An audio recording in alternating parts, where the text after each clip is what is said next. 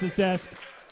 Woo! So hyped for this. What is up? This is going to be incredible. We have the last Australian in this tournament.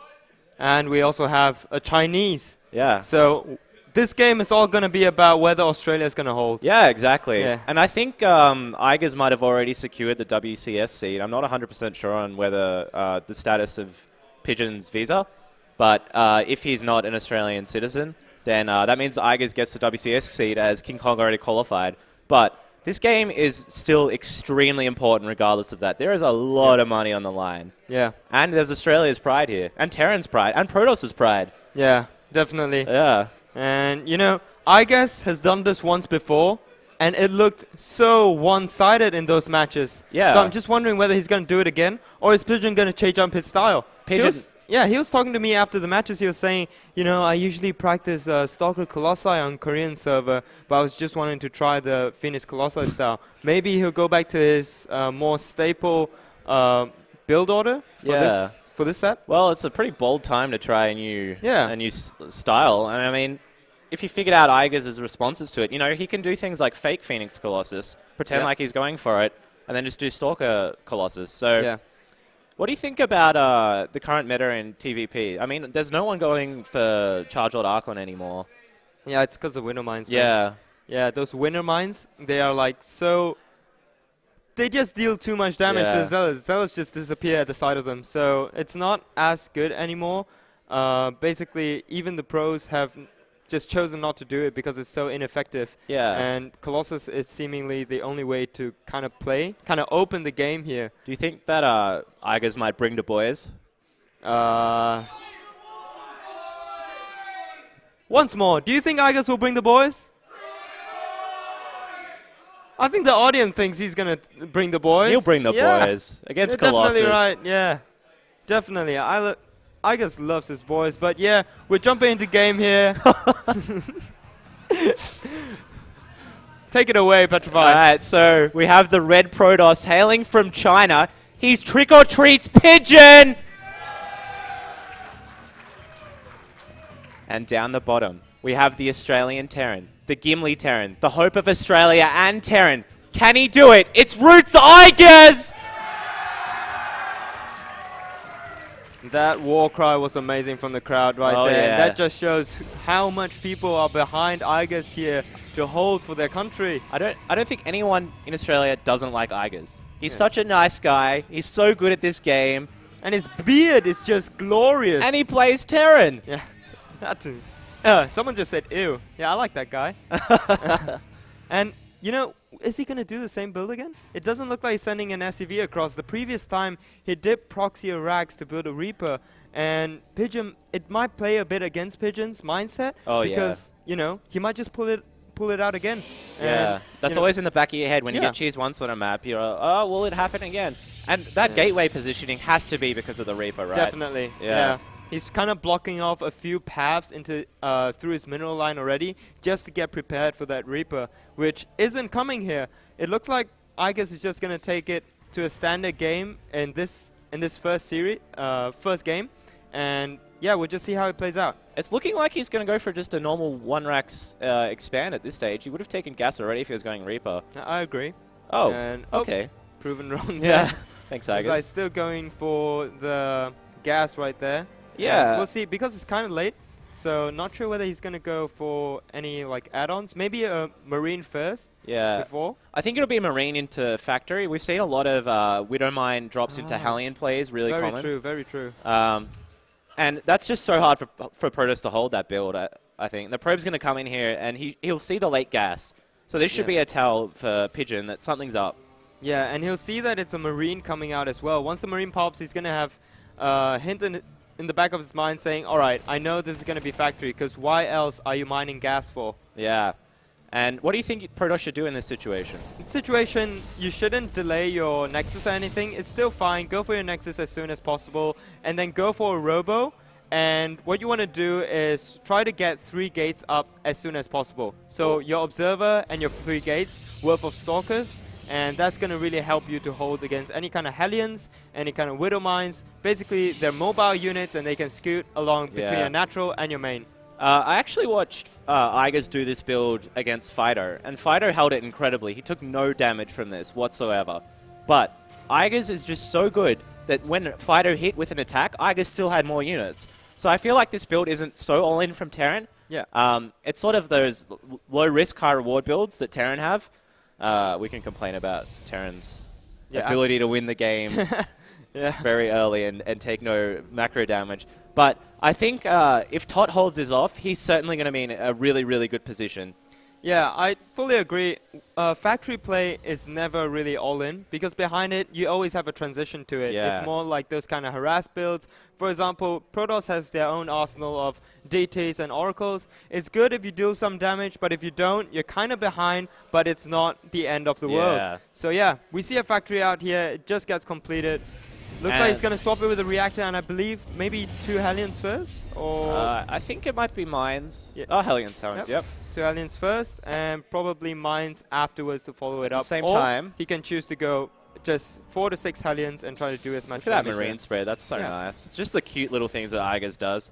At the same time, Pigeon's throwing down a robotics facility. So this is probably going to get an observer out of that straight away, I'd say. Yeah. As I said, he's identified that it's going to be a factory, so getting the robotics facility as soon as possible is going to be the best choice, as well as cranking out Stalkers at the same time. Most likely he wants to get his gates as soon as possible as well. The thing is, when you see factory so early, you don't have to worry about the Medivacs coming out so soon with a bio army. Yeah. So you can delay your Twilight Council, you can delay your Colossi, but you cannot delay your Warp Gates because of the units that will be basically attacking for the Terran. He's only on 1 gate at the moment still. This is a little bit dangerous. I really don't like that he's grabbing the 2 gases before he's even getting 2nd and 3rd gateway. Because look at the number of Hellions, and then look at the number of Stalkers he has. He can kill the Hellions for sure, but the Hellions are just going to run circles around the Stalkers. Yeah, and he's going to drop the Marines into the main probably, and then run into the Nat with the Hellions. Oh, I really like what Iaguz is doing here. He's actually going for a Viking. Oh, does he see? No. Oh, that could have been... That's way too far. But yeah, Iaguz is actually going for a Viking this here. is big, seeing those Hellions. Yeah, and the Vikings actually to deal with the Oracle. But in this game, Pigeon changed up his style, isn't going for the Stargate, so the Viking will not be as useful as Iaguz would think it would be. And the Hellions are coming in here, but the Stalkers meet them straight away. But will the drop at the back do any damage here for Iaguz? There are no units there. Marines have dropped. He moves the Mothership Core smartly into the back here, but once the Photon Overcharge gets turned on, and the Hellions get in. How many drones can they kill at the same? Oh, nice probe pull to defend there. So many probes getting killed here. He surrounds the Hellions. Oh, Iaguz just missed microing a little bit. Oh, huge hit there from Iaguz. And another one, he's going to get another. Oh, so close to getting just a few more there. But look at the probe count. It's 29 to 39. Iaguz is already at a massive lead here. Yeah, 17 workers killed. 17. That is huge for Iaguz. Wow, yeah, definitely deserves an applause for that. Yeah. Come on, guys. Louder than that, come on. Yeah. And looks like Pigeon isn't going to falter in his build here. Still going for that double forge. Gets his Colossi started here. And it's a key thing that he did get rid of those Hellions, because then now he knows that he's safer and won't get any more like probe damage done. Yeah, and those Hellions now, they can turn into Hellbats as well. And they roast Zealots so badly.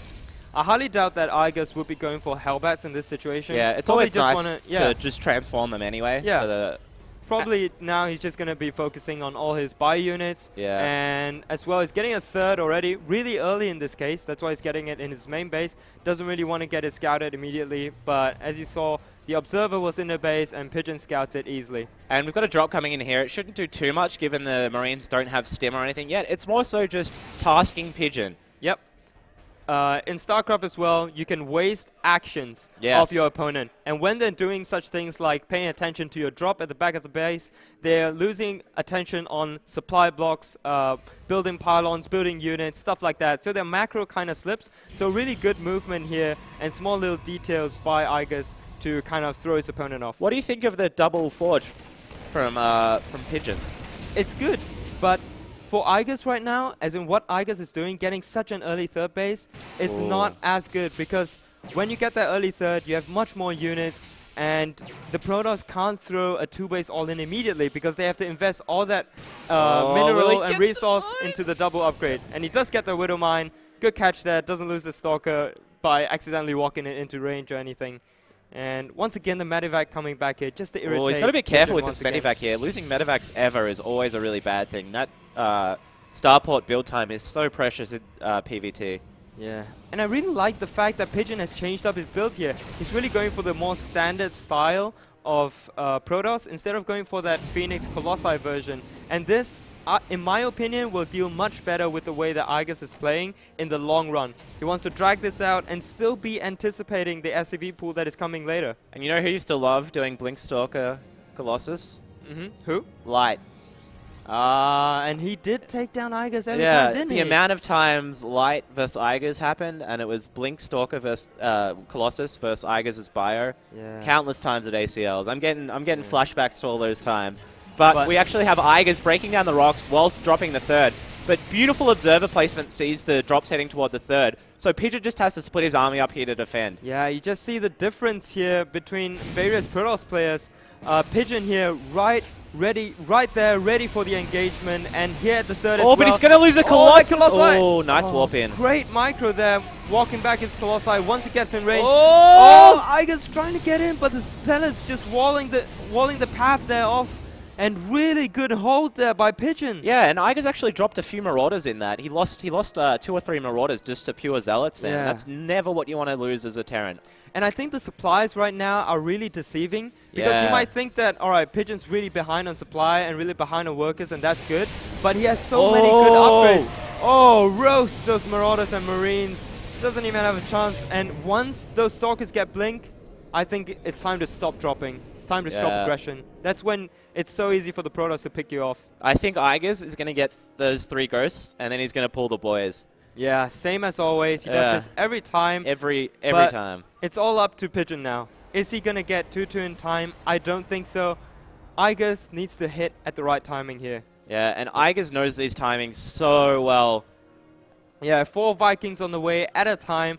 No Templars out. No Archons out in time. It's just going to be up to the Stalkers and Colossi. He's actually adding an armor in a second eBay, so it looks like he's not going to go for the SCV pool, but he's going to choose to go for that later game. And I think this actually works well for Pigeon, because if he gets those 3-3 out and then eventually transitions into Storm much later, then his army is just going to be so devastating. But Iaguz is 50 supply up. Well, now it's a really key moment. The Protoss has to move his Stalkers out in a more aggressive position to snipe as many Vikings as you can, as many Medivacs as you can, and pick off whatever units as you can as well. And you can see him doing that, but he's not picking off. Oh, huge drop here from Iaguz. Drop in the mineral line and easily gets thwarted off, but that kind of thing, great. Iaguz macro is insane. Right, he's 189 supply. Yeah, that's all because he got that such an early third base. But he's way behind on upgrades. You gotta know that he's way behind on upgrades. And if Pigeon decides to do an aggression once he hits that 2-2, gets a giant round of warp in without a 4th, he might actually do great damage to Iaguz here. And 2-2 can't be far away. And Pigeon's getting a bit aggressive with his Stalkers to try and pick off the Vikings. Oh, good move here. Oh, does he lose a Stalker? Yes, but he gets a Viking. That's a good trade. But there's so many Vikings. And there's a drop in the main at the same time, just about to land. Like a bajillion Vikings. Another drop in the main. And Iaguz is going to hit the third at the same time with good positioning on the Vikings. Colossus are just going to melt. Colossus right in the range of the Vikings. Stalker on target firing well enough. And the micro from Iaguz is going well here. Just picking off all the... Is he going to land the Vikings? He lands the Vikings. It looks like Iaguz is crushing the Protoss. He's 90 supply up. 70 supply against the 80 supply. And the drop in the main is still going, killing probes. Oh, he's done this so well this game. His macro is just superb. And the third's going to go down. And WP, well played. Good game indeed. Wow. Sick plays by Iaguz. He makes it easy, man. Yeah, he makes it look easy. His macro is just insane. Yeah. And, like, in between games, he's just saying, like, oh, Protoss is so good, and he's unconfident versus Protoss. What a liar. Yeah. He's like one of those Koreans. It's like, oh, yeah, I got lucky. Like, yeah. Yeah, goes ahead to win the game anyway. Yeah, but I think that game came down to probably those 17 probe kills. Do you think I think so. What could Pigeon have done to hold that better?